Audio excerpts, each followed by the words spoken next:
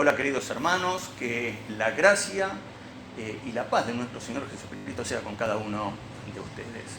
En esta oportunidad vamos a dar un cierre al estudio de este Salmo número 65, en donde días pasados hemos escuchado a Arturo con su reflexión del versículo 1 al 3, también hemos escuchado a Ricardo con su reflexión del versículo 4 y 5.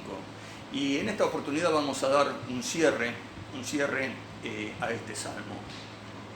Si ustedes leen el título de este salmo, dice: al músico principal, salmo, cántico de David. ¿Y qué era un cántico? Un cántico era un poema al cual se le agregaba música y se lo cantaba. Por lo tanto, este salmo se podía recitar como si fuera un poema, o también se lo podía cantar. Cuando nosotros leemos este salmo, vamos a darnos cuenta de que David decía que era necesario que él se acercara a la presencia de Dios o al templo. Era necesario que todo Israel se acercara a la presencia de Dios o al templo. Era necesario que todo el mundo se acercara a la presencia de Dios o al templo. Y cuando uno estudia las fiestas del pueblo judío, va a encontrar de que había 3 fiestas a lo largo del año en donde se convocaba a todo el pueblo a asistir, en este caso al tabernáculo de Moisés, después de Salomón al templo que él levantara. En 3 oportunidades durante el año el pueblo se tenía que acercar al templo en estas festividades. Una de ellas era la Pascua, en donde ellos recordaban la liberación, el poder manifiesto de Dios liberándolos de la esclavitud de Egipto. Una segunda fiesta era la que se la llamaba la fiesta de las semanas, o la fiesta de la cosecha, o como se la conoce o se la nombra en el Nuevo Testamento, la fiesta de Pentecostés. Y una tercera fiesta que era la fiesta de los tabernáculos. La fiesta de las semanas o la fiesta de las cosechas justamente se convocaba a todo el pueblo a la presencia de Dios para agradecer la buena provisión, para agradecer la bendición de Dios que Dios derramaba sobre ellos, y la bendición que Dios derramaba sobre las tierras, y la bendición que Dios les daba por medio de los granos, por medio de la cosecha, por medio de los frutos de la tierra. Y si ustedes prestan atención, en los últimos 4 versículos de este salmo, justamente habla de esto. Porque, por ejemplo, dice el versículo 11, dice: con tu bondad engalanas o coronas, con tu bondad coronas el año. A tu paso vas esparciendo abundancia. Dice el versículo 12: los pastizales del desierto se ven rebosantes y las colinas se revisten de alegría. Los llanos se saturan de rebaños y los valles se tapizan con trigales. Todo canta y lanza gritos de júbilo. Entonces vemos de que posiblemente este salmo se lo cantaba o se lo recitaba en la fiesta esta de la cosecha o en la fiesta de las semanas. Ahora, es interesante porque este salmo comienza diciendo: a ti, Dios mío, debemos alabarte en Sión. A ti, Dios mío, debemos alabarte en Sión. A ti debemos cumplir nuestros votos, pues tú escuchas nuestras oraciones. A ti acude todo el género humano. Nuestras malas acciones nos dominan, pero tú perdonas nuestras rebeliones. Cuán dichoso es aquel a quien tú escoges y lo llevas a vivir en tus atrios. Nosotros quedamos plenamente satisfechos con las bondades de tu casa, con las bendiciones de tu santo templo. Este salmo lo podemos dividir entonces en 3 partes iguales. Los 4 primeros versículos, en donde encontramos un motivo para alabar a Dios y para cumplir los votos, y estos motivos son porque Él escucha nuestras oraciones, porque Él perdona nuestras iniquidades, porque en la presencia de Dios podemos ser bienaventurados, podemos ser dichosos. Una segunda parte, que va del versículo 5 al versículo 8, en donde allí vamos a poder ver la grandeza, vamos a poder ver el poder de Dios a través de la historia, y del versículo 9 hasta el final, como hemos leído recientemente, en donde podemos ver las bendiciones de Dios y la buena provisión de Dios sobre su pueblo. El versículo 1 es la consecuencia. El versículo 1 es la consecuencia de los versículos subsiguientes. El hecho de que Dios escuche sus oraciones, era motivo para alabar y para bendecir a Dios. ¿Y cuánto podríamos decir en cuanto a esto, ¿no? Que Dios escucha nuestras oraciones? Y tenemos pasajes a través de la Biblia en donde se nos menciona esto. Todos nosotros recordamos, por ejemplo, el Salmo 145, en donde se nos dice que Él responde a las peticiones de quienes le honran. Escuchas el clamor y lo salvas. Y vamos al Nuevo Testamento y encontramos allí el apóstol Juan diciéndonos en el capítulo 5 que Él nos oye y en cualquier cosa que nosotros pidamos. Pero más allá de estos pasajes bíblicos, sin lugar a dudas que cada uno en lo particular puede dar testimonio de esto, de que Dios escucha nuestras oraciones. Y no solamente en forma particular podemos decir esto, sino que también lo podemos decir en forma de iglesia, en forma colectiva. Podemos decir de que Dios escucha la oración, Dios escucha el clamor de su pueblo, Dios escucha el clamor de su iglesia. Y yo creo que cada uno de nosotros, como decía, en forma particular, pero también en forma congregacional, podemos aseverar esto a través de la experiencia, a través de la vivencia. Dios escucha nuestras oraciones. Y me llamaba la atención cómo termina este versículo 2. Dice: a ti acude todo el género humano. A ti acude todo el género humano. Y yo me preguntaba, ¿qué tiene que ver la primera parte con que Dios escucha nuestras oraciones a que todo el mundo acude a Él? Mientras pensaba y meditaba en esto, el Espíritu me llevó a pensar y a reflexionar las palabras que Moisés le dijera a su pueblo allí en Deuteronomio capítulo 4, en cuanto a lo que era la ley de Dios. Allí Moisés, o Dios por medio de Moisés, le dice a su pueblo que tenían que cumplir con todos los estatutos, tenían que cumplir con todos los mandamientos, con todas las leyes de Dios. Y dice así el versículo, capítulo 4, versículo 6, cuando el resto de los pueblos, los pueblos vecinos de Israel vieran esto, dice, porque esta es su sabiduría y su inteligencia a los ojos de los pueblos, los cuales oirán todos estos estatutos y dirán, ciertamente, este es un pueblo sabio y entendido, es una gran nación. Poniendo por obra los mandamientos de Dios, todos los pueblos vecinos se iban a admirar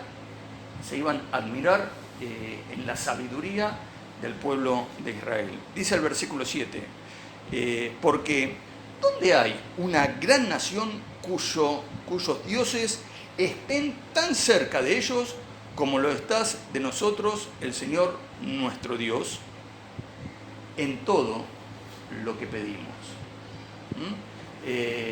Ellos podían decir de que Dios estaba cercano, y que Dios escuchaba y respondía a cada cosa que ellos pedían. Y dice el versículo 8, ¿y dónde hay una gran nación cuyos estatutos y juicios sean justos, como lo es toda esta ley que hoy les expongo, que hoy quito? Entonces, vemos de que Dios ya le decía al pueblo de Israel que tenían que poner en práctica los mandamientos y que Dios estaba cercano y todos los pueblos iban a escuchar de que Él estaba cercano y que contestaba cada cosa que ellos pedían. Y esto era así.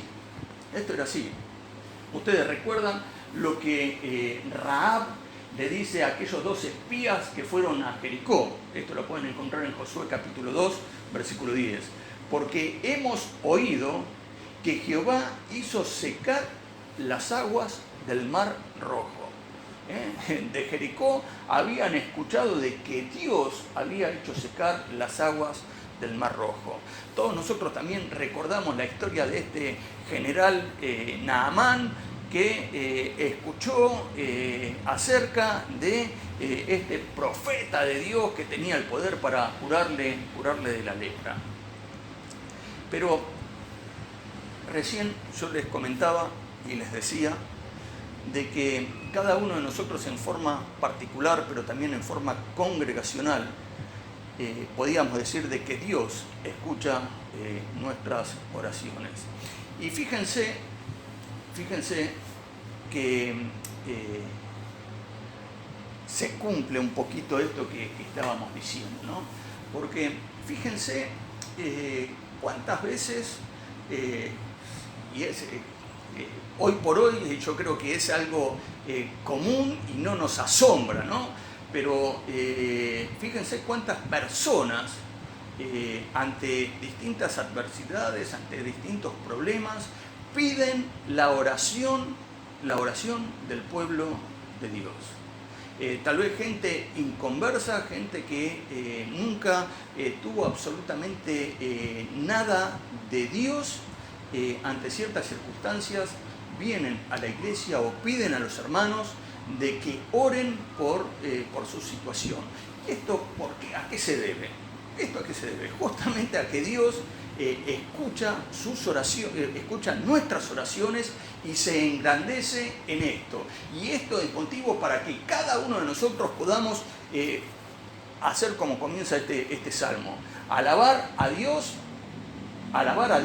y decir, Señor, tuya es la alabanza en Sión, tuya es la alabanza en Antártida, Argentina, porque vos escuchás nuestras oraciones y porque mucha gente acude para que vos también te manifiestes con poder en sus vidas. Fíjense, el miércoles Marco nos hablaba acerca de Hebreos capítulo 2, ¿no? Y allí él nos hablaba de la palabra de Dios, y el versículo 4 dice, además Dios ha confirmado, o sea, esta palabra ha confirmado con señales y prodigios y con diversos milagros y repartimiento del Espíritu según su voluntad. Entonces vemos que David nos decía en el Salmo 65, hoy aún en nuestros días lo podemos vivir y lo podemos experimentar.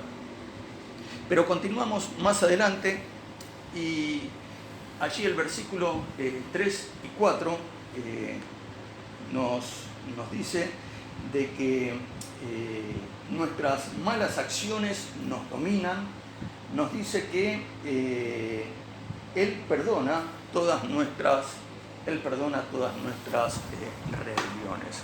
Ahora,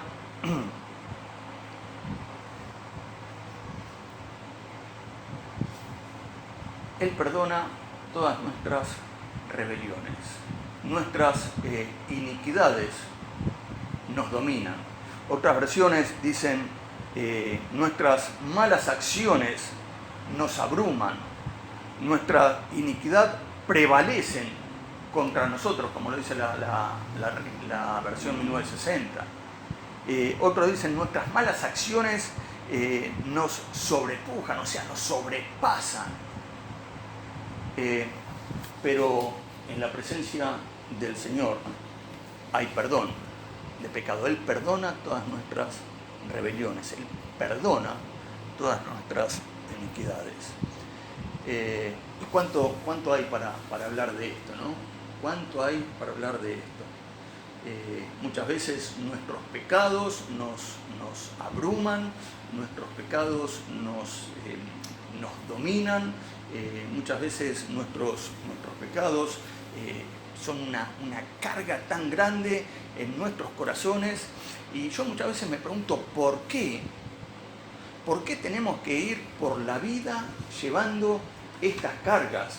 ¿Por qué tenemos que ir por la vida cargando con semejante peso? Y muchas veces esto lo hacemos por orgullo. Miren lo que les estoy diciendo, ¿no? Por orgullo. Y ustedes me van a decir, pero Gustavo, ¿cómo podemos ser tan tontos de ir por la vida cargando semejante peso por orgullo? Y es así, porque nuestro orgullo nos hace pensar y decir de que nuestra situación o nuestro pecado que hemos cometido en el pasado es tan grande que no puede ser perdonado. Por ahí, como muchas veces lo hemos dicho, de la lengua para afuera decimos sí, Dios nos perdona, pero de la lengua para adentro nosotros consideramos y pensamos de que toda esta situación que estamos viviendo, la merecemos vivir a consecuencia de nuestros errores, a consecuencia de nuestros pecados.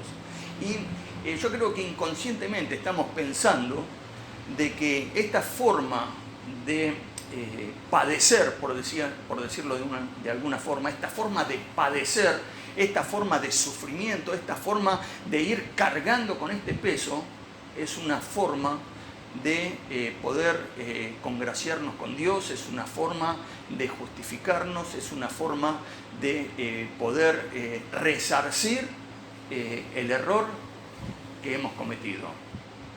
Pero acordate de que nuestras justicias, y esto forma parte de nuestra justicia delante de la presencia de Dios no sirven absolutamente para nada. No sirven absolutamente para nada. Y este pensamiento que tenemos hace que no nos permita disfrutar en todas sus dimensiones la presencia de Dios. Esta forma de pensar hace de que nosotros no podamos gozarnos en la presencia de Dios, pensando, Él es santo, y yo soy un pecador. Miren, hay infinidad de pasajes en donde se nos dice acerca del perdón de Dios, ¿no? Y nosotros lo conocemos, ¿no? Él se olvida de nuestros pecados, lo tira a lo profundo de la mar y nunca más se acuerda de ellos. Pero está el Salmo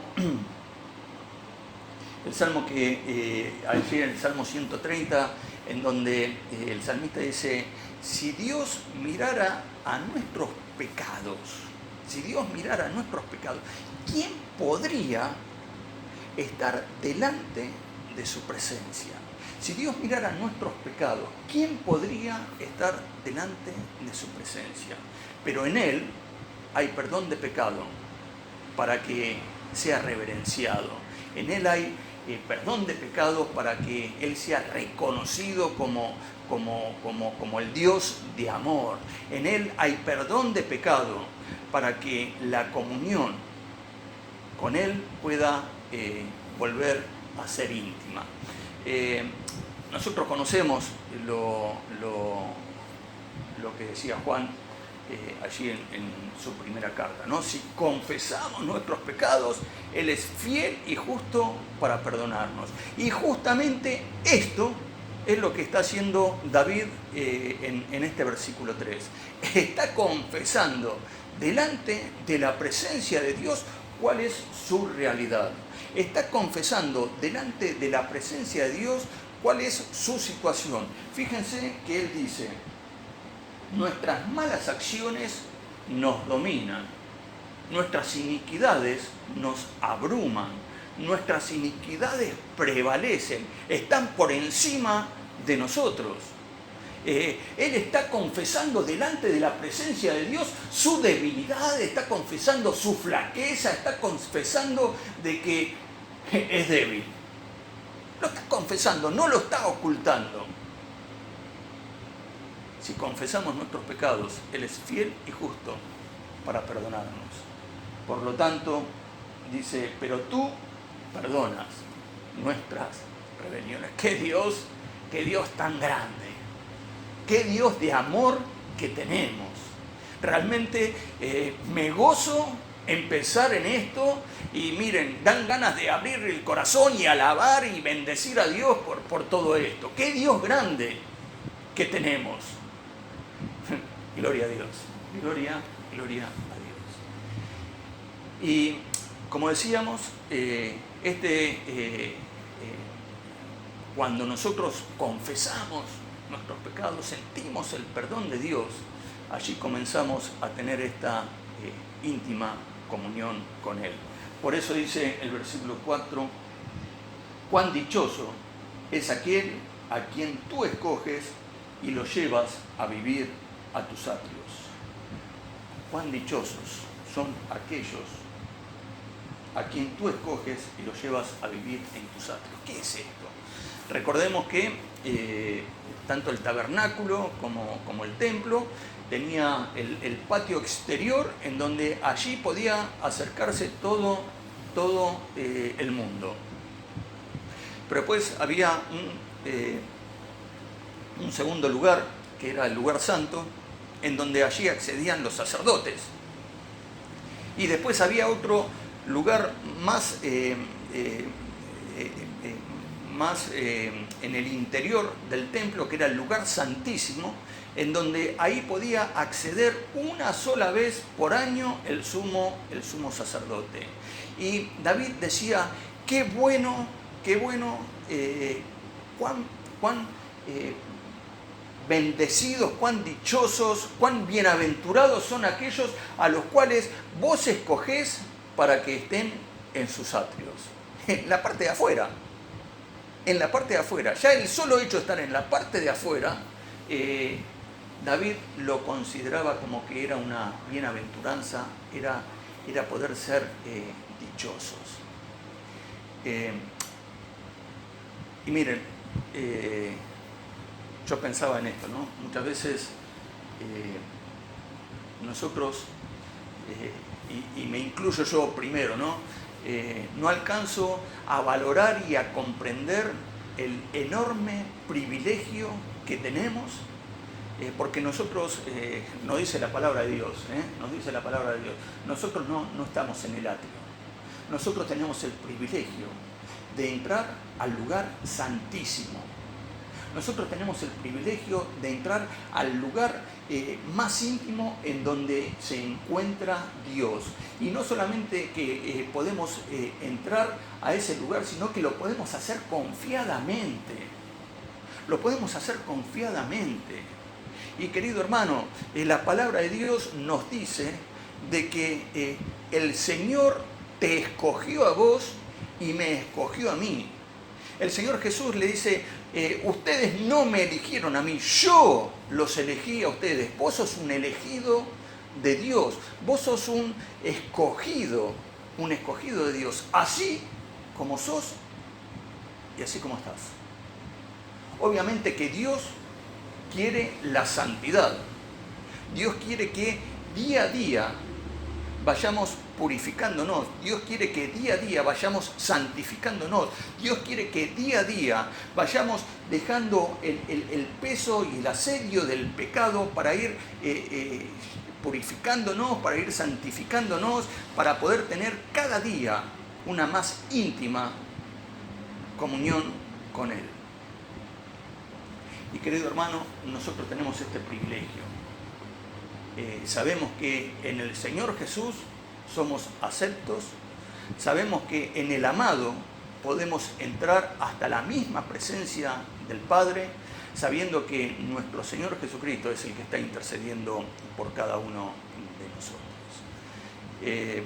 Habría mucho más para decir en cuanto a esto, pero el solo hecho de que Dios escucha nuestras oraciones,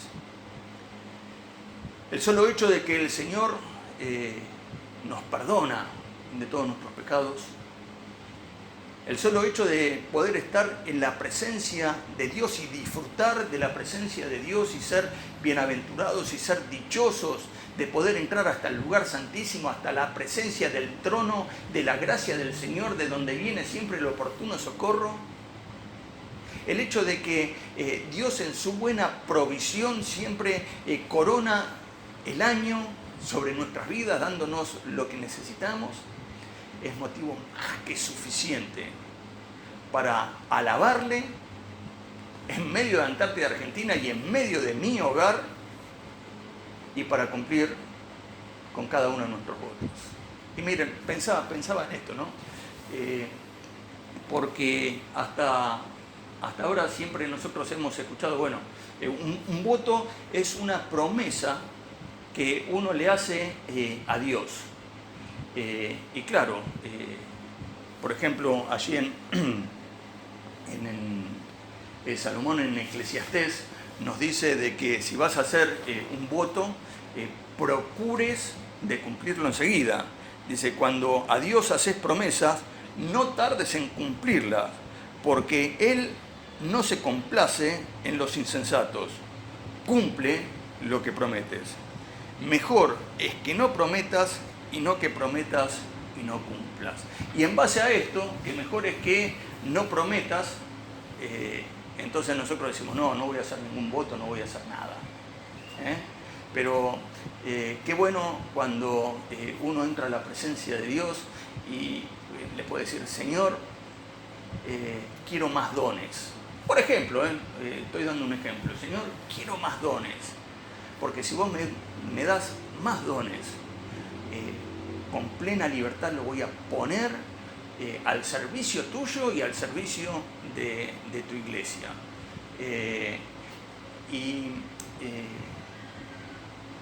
Yo creo que esto es un voto o es una promesa que si Dios la escucha, se va a poner re contento y re alegre.